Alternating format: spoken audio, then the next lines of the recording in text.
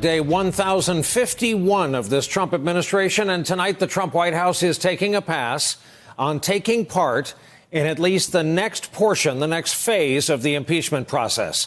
As you may know, on Monday, the House Judiciary Committee, led by New York Democrat Jerry Nadler, will hold a public hearing, this time on the evidence against President Trump.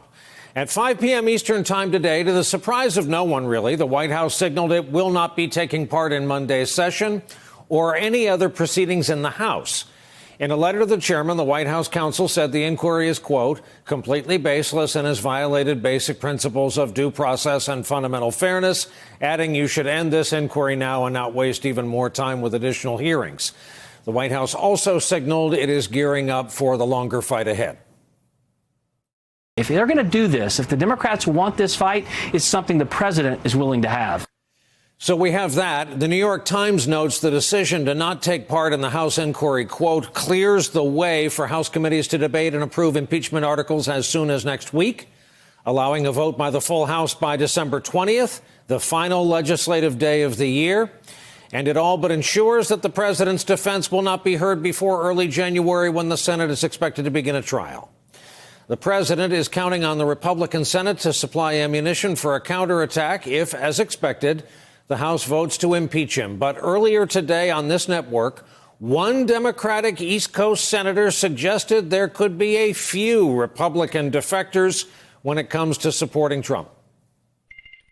Have you spoken to a single Republican colleague in the Senate who's even considering voting for impeachment? Yes. You have? Yes. Okay. Would you like to name him? No. How many? How many? It's a small list on one hand. On the other hand, Adam Schiff, the House Intel chairman, is shepherding the actual investigation, and he told the New Yorker's Susan Glasser a Senate proceeding could be even more productive, saying, quote, there may very well be a great body of evidence at the trial that's not available to us today. He did not elaborate. Today, we learned 3 Republican senators, there they are now starting their own inquiry into Ukraine, just as the president wants. Again, the conspiracy theory regarding Ukrainian involvement in our election is disinformation. It was floated by the Russians, and now, of course, some of our own politicians are repeating it. The Russians were, of course, blamed for our election interference, and the Russians, let's not forget, are at war with Ukraine. Rudy Giuliani was in Ukraine this week and said this about his latest efforts there.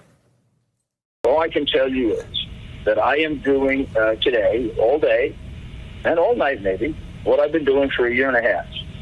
I'm representing my client as a lawyer. I am first I had to prove that he wasn't involved in Russian collusion, and I obtained all of this information, including the information on Joe Biden over a year ago. I am not involved in the 2020 election. That is Democratic garbage. What I'm involved in is defending my client, who's innocent, against false charges.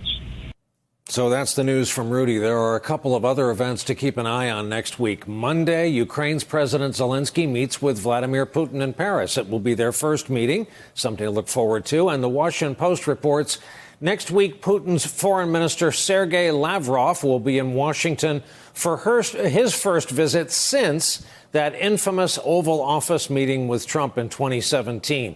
It is unclear if Lavrov will have the pleasure of seeing the president this time. He is scheduled to meet with Secretary of State Mike Pompeo. Also on Monday, we're expecting the Justice Department's Inspector General's report into the FBI Russia investigation, and no one is more eager to see that document than the president.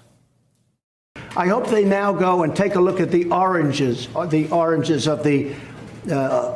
investigation, the beginnings of that investigation. They were spying on my campaign, and it went right up to the top, and everybody knows it, and now we're going to find out. I think it's possibly the biggest scandal in political history in this country, maybe beyond political. Bigger than Watergate, as far as I'm concerned. I'm hearing the report is very powerful. I hear there's a lot of devastating things in that report. I think it's going to be a very big thing, and we'll see what happens.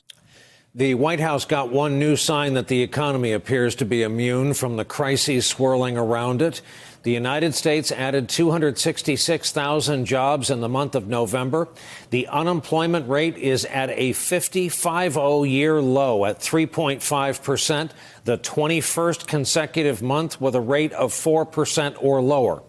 Even so, the president's approval rating in three big important states in the 2020 race is still underwater, and political types are paying a lot of attention to this. Notably, the latest Morning Consult poll has a 55% disapproval for Trump in the states of Iowa, Wisconsin, and Michigan, though warnings all around it's early yet.